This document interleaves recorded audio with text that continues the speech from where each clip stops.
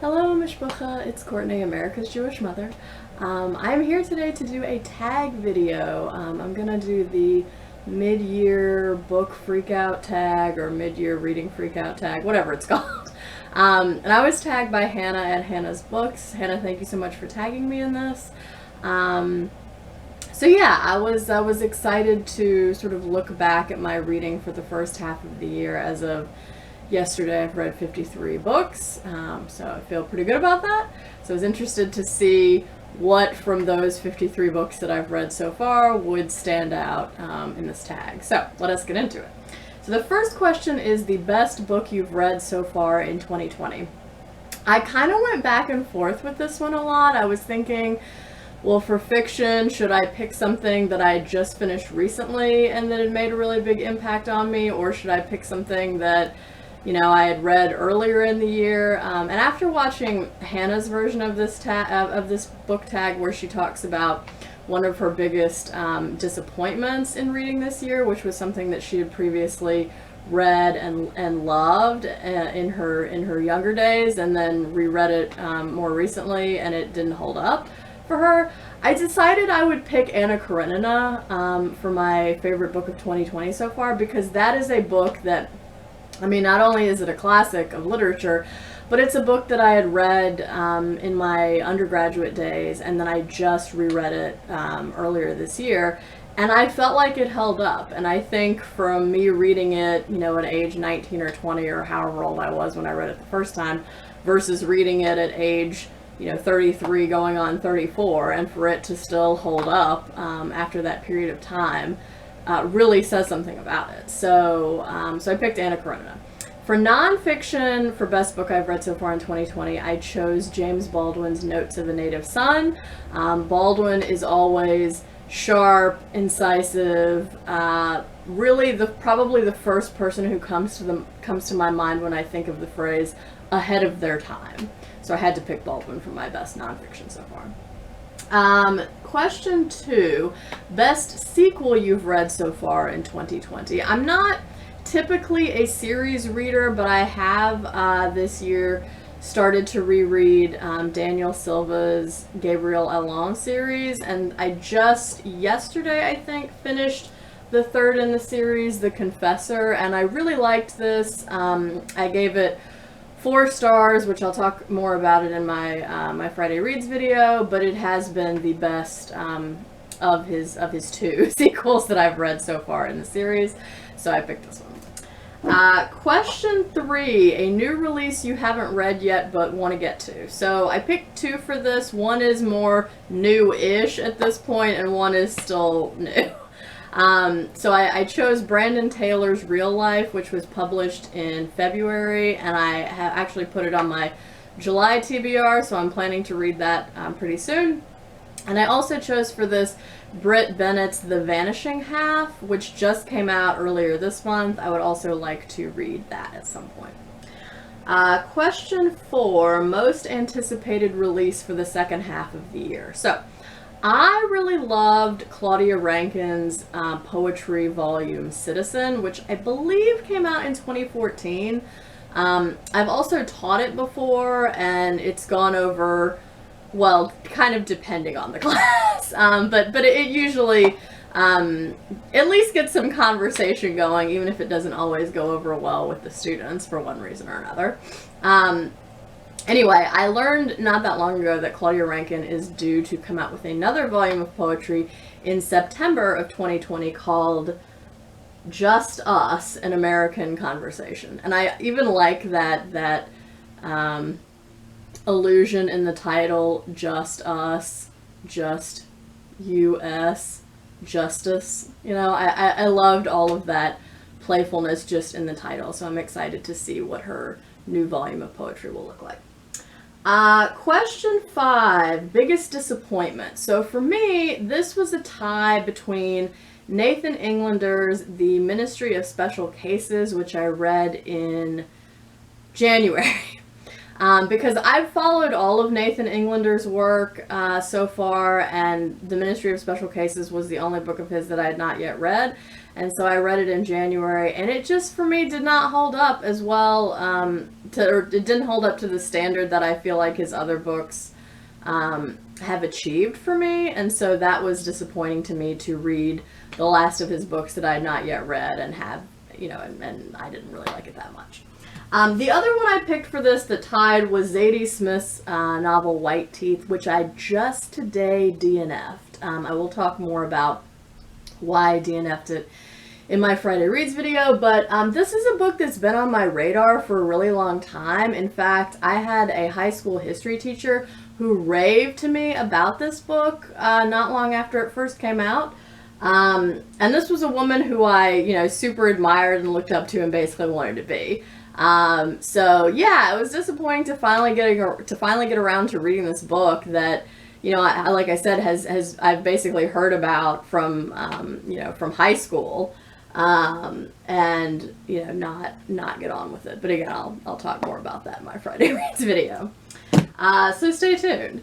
Question 6, biggest surprise. So for this one, I chose Fun Home by Alison Bechdel, which is a graphic memoir. And for me, it was a surprise because I was pleasantly surprised by how intellectual it was. And honestly, that was probably my own preconceived notion about graphic novels and that they appeal to a certain kind of reader, i.e. apparently one that's not intellectual. but I have to say, Alison Bechdel really surprised me with this because she has done a ton of reading and it's very thoughtful, it's very philosophical.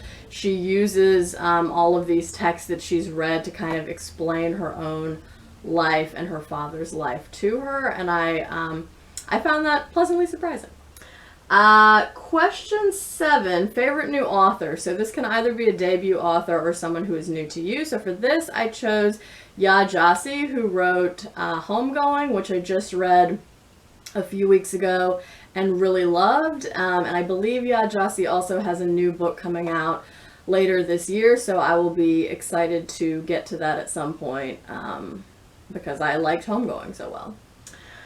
Question 8, newest fictional crush. I thought about this one, I really did, but I don't have anything, so I might have to pass on this one. Sorry.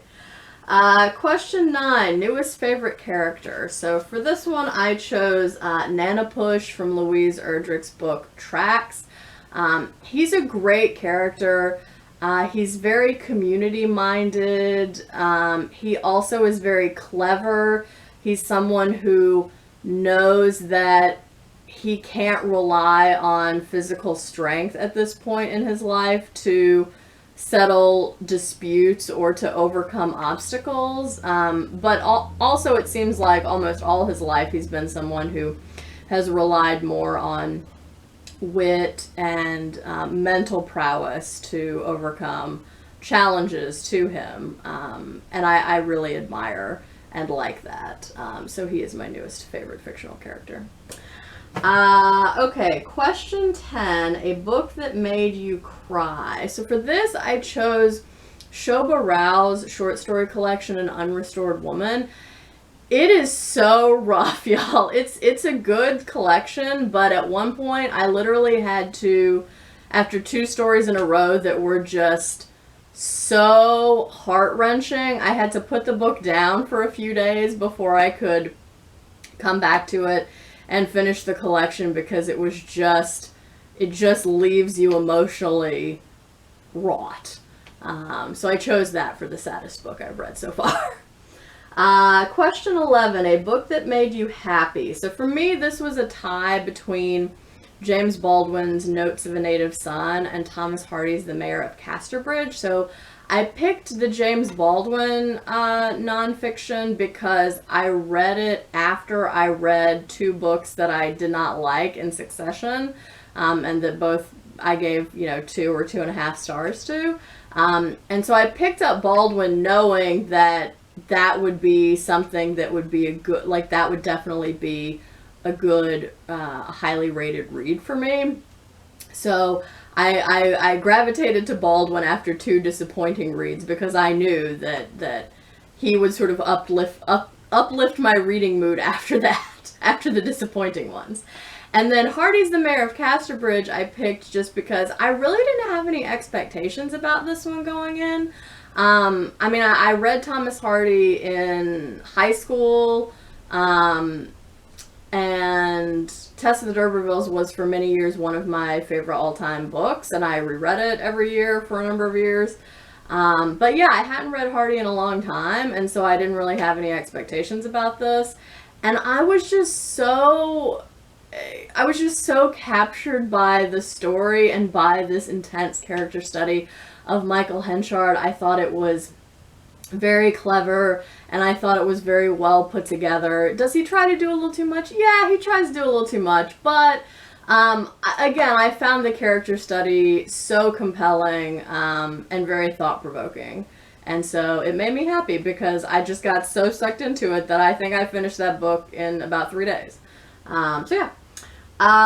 Question 12, the most beautiful book you've bought so far this year or received. So actually, I chose 2 for this question, and both of them were books that I was gifted this year very kindly. So the first one is Rose McClarney's volume of poetry called Forage that my former dissertation chair gave to me as a birthday gift, and I think I even commented on this when I received it or when I reviewed it about how pretty it is, but yes, it's just a very beautiful book.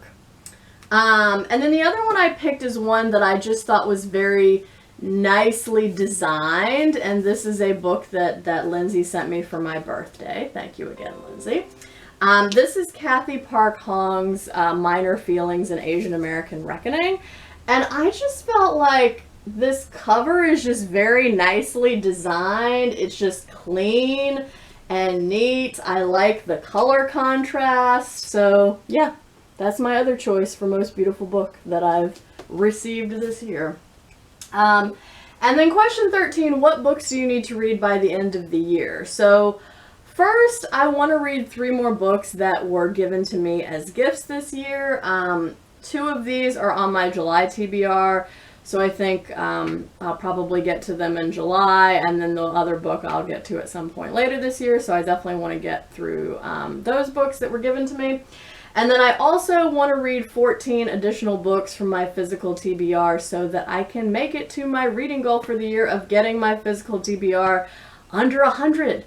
So I'm doing good, y'all. I only need to read 14 more books to get it under 100, so I'm excited about that. So yes. This is the mid-year freakout tag. If you have not done this tag yet and you want to, please consider yourself tagged. I will tag in particular Lindsay from Lindsay's Book Life to do this, and Paula at Draw Your Book if they want to do it. But yeah, otherwise if you want to do it, I encourage you to do it. I hope everyone is doing good reading and that you've been pleased with your reading so far up to this point. I hope you're all staying healthy and well. And until next time, would it kill you to call your mother?